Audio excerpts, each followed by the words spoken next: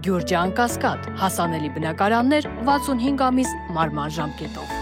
Նիկոլ Փաշինյանը աշխատանքային այց է կատարել Լոռու մարզ։ Այցելության առաջին կանգառը եղել է Վանաձոր քաղաքը։ Այստեղ հիմնանորոգվել է 1.8 կիլոմետր երկարությամբ Սանկտ Պետերբուրգ փողոցը։ Ադրբեջանական եւ իրանական մամուլը մի քանի օր շարունակ հեղեղված էր Ալիևի եւ Փեզեշքյանի ջերմագին ողջագուրման տարբեր քննարկումների շուրջ լուրերով ու տեսանյութերով։ Երկու պետությունների առաջնորդները տարածաշրջանային տարբեր նախագծերից են խոսում ու քննարկում։ Ադրբեջան-Իրան երկաթուղային ճանապարհի գործարկումն էլ բանակցությունների օրակարգում է։ Արաքս գետի վրայով երկու երկիրը կապող ճանապարհն էլ Կարմիր թելի նման անցնում է Փեզեշքյան-Ալիև քննարկումներում։ Նախագիծն արագ զարգանում է, այն արդեն համաձայնեցված է եւ Իրանի տարածքի եւ Ադրբեջանի մայրցամաքային հատվածի միջև։ Նախիջևանի հետ ցամաքային կապի ստեղծման հարցում որևէ խնդիր չի լինի։ Ադրբեջանը ցանկանում է օգտվել Իրանով Նախիջևանին միացնող ճանապարհից, միևնույն ժամանակ չհրաժարվելով իր պահանջներից, նաև Հայաստանի նկատմամբ։ Այս ճանապարհով ըստ էության Իրանը ցանկանում է վերացնել Հայաստանի ուղղությամբ Ադրբեջանի պահանջները։ Դա է պատճառը, որ Իրանը խոսում է տարածքային պահանջների ու հավակնությունների անթույլատրելիության մասին։ Մյուս հարցն էլ այն է, որ Իրանը չի ցանկանում, որպեսզի լինի Հայաստանով անցնող ճանապարհ կամ դեմ չէ ճանապարհին, որը չունի միջանցքի կարգավիճակ։ Ալիևն ու Փեզեշքյանը չեն շրջանցում նաև հյուսիս-հարավ մեգա նախագծային ճանապարհը, իսկ տարածաշրջանային որ նախագծերում է Հայաստանն ընդգրկված։ Հայաստանի իշխանության ներկայացուցիչները տարբեր դիվանագիտական հանդիպումներում խոսում են տարածաշրջանային կոմունիկացիաների ապաշրջափակման մասին, ձեռքներին միշտ այսպես կոչված խաղաղության խաչմերուկը։ Խաղաղության խաչմերուկի մեջ չեմ տեսնում որևիցե մի ճանապարհ, որը կգնա ագարակով դուրս կգա Սյունիքի մարզով եւ կմիանա Իրանի ճանապարհներին։ Իսկ Իրանը ինքը արդեն բավականին երկար ժամանակ է եւ հայտ է ներկայացրել եւ միացած է մեկ գոտի մեկ ճանապարհ մեգա նախագծին եւ արդենից հիմա կառուցում են երկաթ ծիծ։ Ինչու է Հայաստանը դուրս մնացել տարածաշրջանային կարևոր տնտեսական ենթակառուցվածքային նախագծերից։ Փորձագետ Մալխասյանը այսպես է պատասխանում. Իշխանության ներկայացուցիչները ջանք չեն գործադրում, որպեսզի նման նախագծերի անդամ դառնան, մինչդեռ Ադրբեջանն ամեն ինչ անում է նմանատիպ նախագծերում ընդգրկվելու համար։ Մեր դիրքորոշումը այդպիսին է, որ դե մեր համար օքեյ է, եթե մենք այդ ճանապարհով չմիանանք գոտի եւ ճանապարհ մեգա նախագծին։ Ադրբեջանը հիմա դիրքավորվել է, որ հարավային Կովկասում որպես ակտիվ դերակատար գոտի եւ ճանապարհ մեգա նախագծին միանալու համար, բայց Հայաստանը մինչեւ 18 թվականը Չինաստանի հետ ունենալով փայլուն հարաբերություններ, հայտ ներկայացրել է, որ ինքը պետք է միանա եւ միանում է գոտի եւ ճանապարհին։ Կկարողանա Հայաստանը դառնալ հյուսիս-հարավ միջազգային տրանսպորտային միջանցքի հատված։ Այս ծրագրի իրականացման համար ըստ փորձագետի կարևոր է Հայաստանում տրանսպորտային այդ միջանցքի ավտոմայրուղու, նաև Իրան-Հայաստան երկաթգծի կառուցումը, Վրաստանի հյուսիսային հատվածում գտնվող դեպի Ռուսաստանի Դաշնություն տանող ճանապարհահատվածի արդիականացումը։ Մեզ համար կարևոր է, որ մենք կարողանանք հյուսիսից Վրաստանով միանալ եւ հարավից Իրանով միանալ այդ մեգա նախագծին։ Սա Հայաստանի համար կենսական գոյատևման մեծ նշանակություն ունեցող հատված պետք է լինի հյուսիսը եւ հարավը։ Հյուսիս-հարավ միջազգային տրանսպորտային միջանցքին Հայաստանի պատշաճ մասնակցության ձախողումն ըստ փորձագետի կարող է վերջնականապես տարածաշրջանում շրջափակել Հայաստանի տրանսպորտային պատկերը եւ դրան են տարիներ շարունակ ձգտել Ադրբեջանն ու Թուրքիան, այն դիտարկելով որպես Հայաստանի վրա առավելագույն ճնշում գործադրելու միջոց։ Ֆինանսների նախարարի շուրջ կոռուպցիոն սկանդալների թեմաներով քննարկումները շարունակվում են։ Փաստաբանական համայնքի ներկայացուցիչներն էին հայտարարել, որ Վահե Հովհաննիսյանի նկատմամբ հնարավոր է քրեական վարույթ հարուցվի։ Ինչպես է ստացվել, որ ֆինանսների նախարարը 0% վարկ է ստացել, Քերու անունով էլ շինություն գրանցել։ Ուղիղ հարց նախարարին Վահե Հովհաննիսյանը կոռուպցիոն գործարքների մեջ է եղել։ Կոռուպցիայի կանխարգելման հանձնաժողովը ուսումնասիրություն է իրականացնում կամ իրականացրել վերջացրել է, ստատուսի մասին տեղյակ չեմ։ Այդ ուսումնասիրության շրջանակներում ինձնից պահանջվել են որոշակի պարզաբանումներ, ես տրամադրել եմ ամեն ինչ, ինչ որ հնարավոր էր։ Ես չեմ հրավիրվել որևէ այլ մարմնի կողմից եւ որովհետեւ ինչքան հասկանում եմ, այդ դատական գործը ոչ թե իմ դեմ էր, այլ դատախազության, որը չի քրեական հետապնդում հարուցել, Ենթադրում եմ նաև այն պատճառով, որ այդտեղ հարուցելու որևէ բան չկա։ Լավ, այդ դեպքում ինչպես է Վահե Հովհաննիսյանը անտոկոս վարկ ստացել ֆինանսների նախարարը պատմությունն այսպես սկսեց. 2020-ի պատերազմից հետո ընկերներով որոշել են տեխնոլոգիական պարկ հիմնադրել։ Ֆինանսների նախարարի ընկերներից մեկը գումար է ներդրել այդ գործի մեջ, որն ըստ Հովհաննիսյանի ձևակերպվել է որպես պարկ։ Ընկերությունն էլ ղեկավարել է Վահե Հովհաննիսյանը։ Հետո ըստ նրա ինքը ստանձնել է ֆինանսների փոխնախարարի պաշտոնը, այդ գործունեությամբ չի զբաղվել եւ այդ պարտքն ու ընկերությունը փոխանցել է երրորդ անձի։ Ինչ վերաբերվում է արտոնություն ստանալուն, ապա ճիշտ ասած ես տեղյակ չեմ եղել այդ արտոնության պատմության հետ կապված։ Ֆինանսների նախարարությունը այդ process-ում ուղղակի ստուգում է արդյոք թղթերը ճիշտ են ձևակերպված, ճիշտ են լրացված, համապատասխանում է ԱՏԳ կոդերը իրենց սահմանված ձևաչափին եւ ԵԱՏՄ ֆորմատին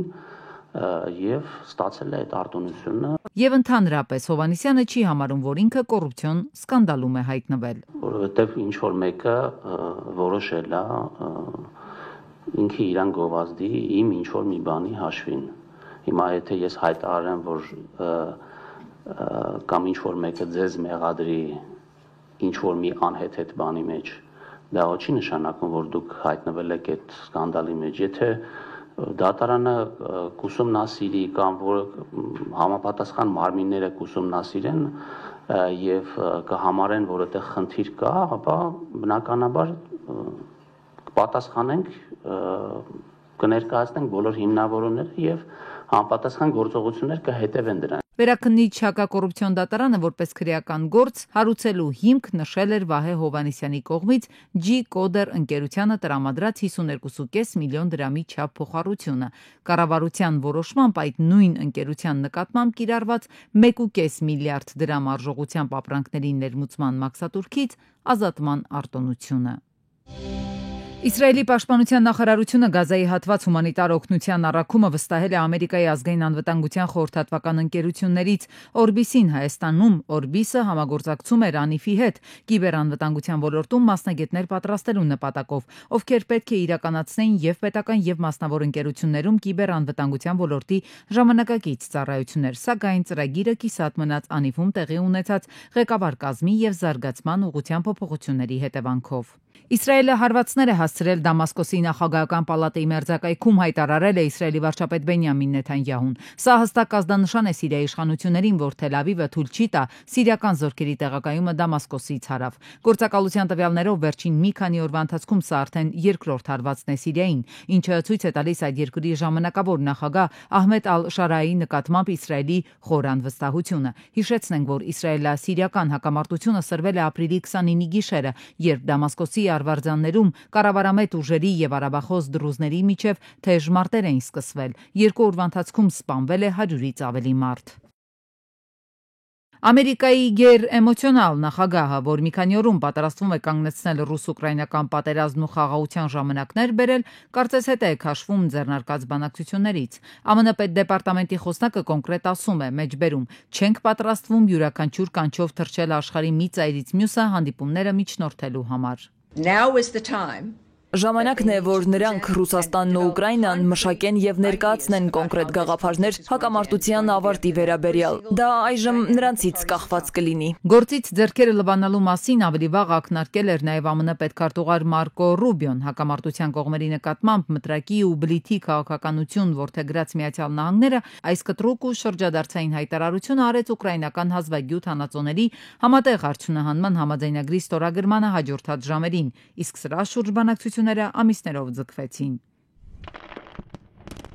Համաձայնագրով նախատեսվում է ստեղծել վերակառուցման ամերիկա-ուկրաինական ներդրումային հիմնադրամ, որին կփոխանցվի օգտակար հանածոների, այդ թվում գազի եւ նավթի արդյունահանման միայն նոր նախագծերից ստացված եկամտի 50%-ը։ Այս հիմնադրամը կողմերը կկառավարեն հավասար իրավունքներով։ Ամերիկայի Միացյալ Նահանգները կշարունակի օգնությունը Ուկրաինային։ Սա նշանակում է, որ առնվազն մոտ չէ ռուս-ուկրաինական հակամարտության ավարտը, որովհետև զենքի մատակարարումը չի դադարելու, իսկ պայմանավորվածությունը այնքան էլ Թրամփի ծրագրած գործածը չէ, բայց Սպիտակ տունը ձևակերպում է այս գործարքի նպատակն է, որ Ուկրաինան Ամերիկային վճարի օգնության դիմաց, որը ստացել է պատերազմի ընթացքում։ Միացյալ Նահանգները ստանալու այդ հանածուները, բայց դրա փոխարեն պետք է տրամադրի ռազմամթերք Ուկրաինային։ Դա այն չէ, ինչ որ Տրամփն էր առաջարկել։ Զելենսկին ստացավ ավելի նպաստավոր իր համար պայմաններ, որպեսզի շարունակի պատերազմը։ Իսկ ինչպես է նա հանելու այդ հանածուները Ուկրաինայից, պարզ չէ։ Մեծ մասը գտնվում է ռուսական վերահսկողության տակ գտնվող տարածքում։ Թեև Զելենսկին պատերազմը շարունակելու հավելյալ արտոնություն է ստանում, փաստաթղթում որևէ նշում չկա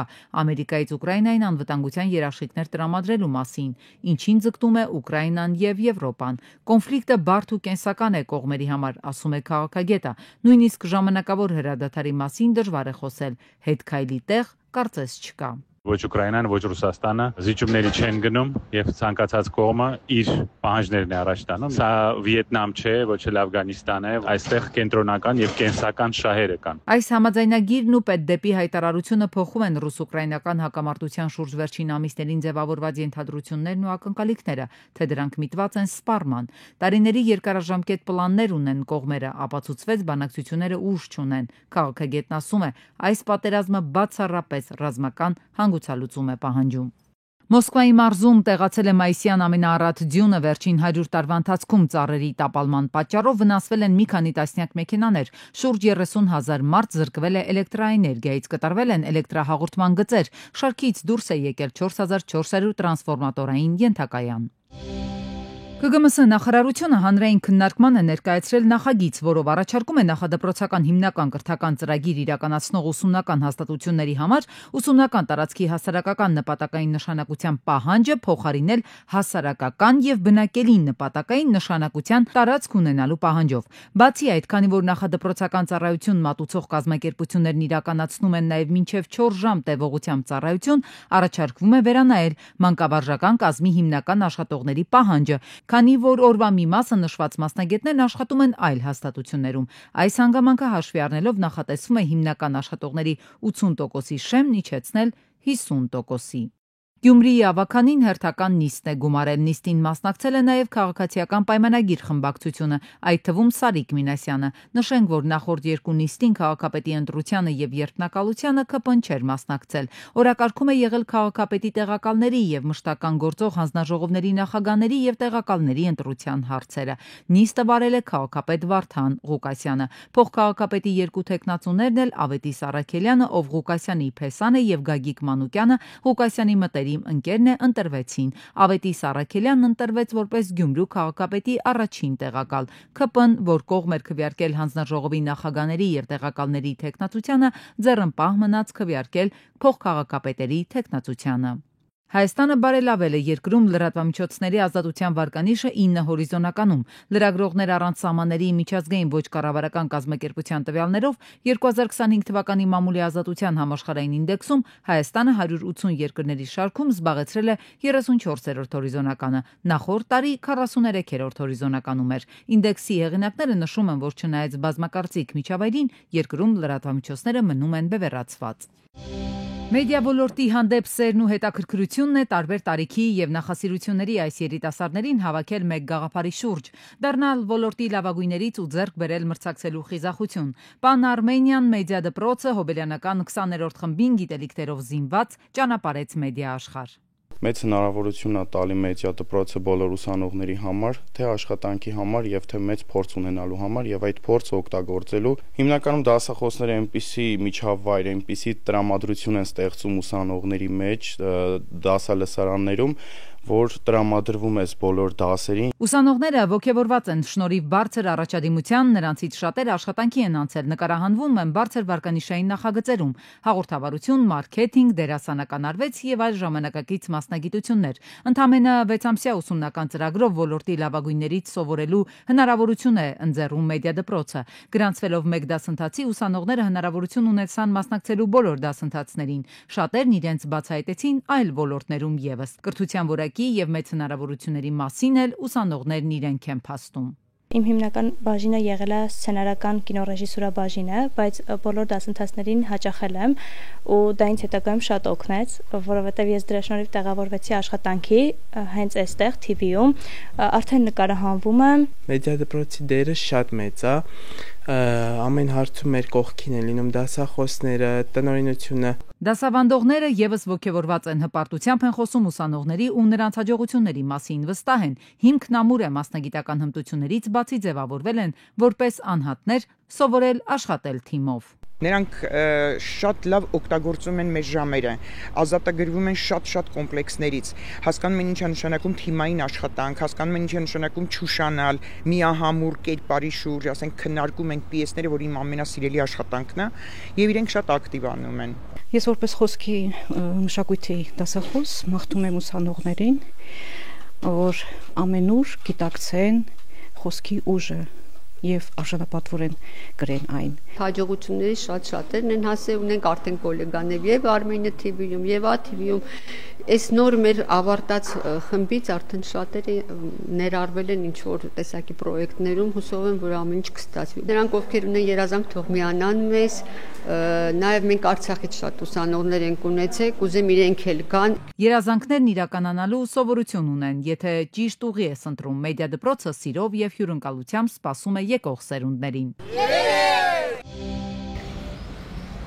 Մայիսի 2-ին խոշոր ուշքթայական վթար է տեղի ունեցել մայրաքաղաքում Լենինգրադյան փողոցում բախվել են Lexus-ը, Mercedes-ը, Kia-ն եւ Opel-ը։ Մեկ հոգու օպերատիվորեն ժամանած Երևանի շտաբ օգնության բժիշկները տեղում օգնություն են ցուցաբերել, սակայն նա հրաժարվել է հիվանդանոց մեկնել։ Իդեպ Lexus-ում է եղել ազգային ժողովի падգամավոր Գագիկ Մելքոնյանը, նա չի տուժել, այլ մեքենայով դեպքի վայրից հեռացել է։ Օպերատիվորեն ժամանել են ոստիկանության բարեկային ծառայության Երևան քաղաքի գնդի 4-րդ գումարտակի 2-րդ վաշտի բարեկները։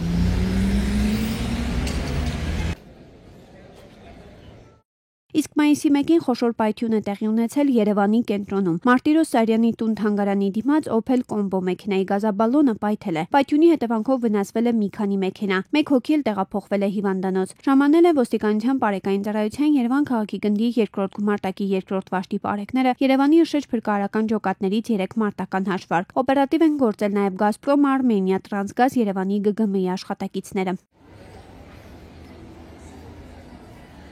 Տեսնում եք գազաբալոններն են, մեկը շպրտված, մյուսը ավտոմեքենայի մեջ է, ավտոմեքենան էլ այդ հավանաբար, որի մեջ գազաբալոնը պայթել է, դարձել է ոչ շահագործելի։ Վնասված մի քանի ավտոմեքենաներ կան, այդ թվում Porsche, էլեկտրական ավտոմեքենաներ։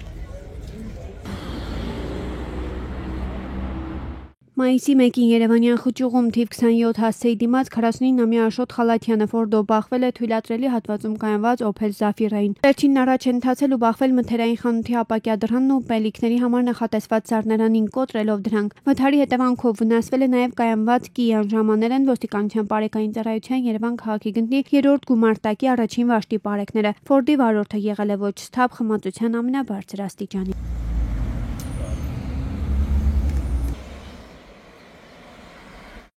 Դարձյալ մայիսի 1-ին 47-ամյա Արմինեն Մազդայով Ավան վարչական շրջանի Բաբաջանյան փողոցում բախվել է թույլատրելի հատվածում կայանված Hyundai-ին եւ Mercedes-ին։ Մազդան կողաշրջվել է։ Օպերատիվ է գործել Երևանի շտաբ օգնության բժիշկների հերթապահ խումբը։ Նրանք Մազդայի վարորդին բուժօգնություն են ցուցաբերել։ Իդեպ նա ամրակապված է եղել։ Օպերատիվ են գործել ոստիկանության բարեկային ծառայության Երևան քաղաքի գնդի 2-րդ գումարտակի 3-րդ վաշտի բարեկները։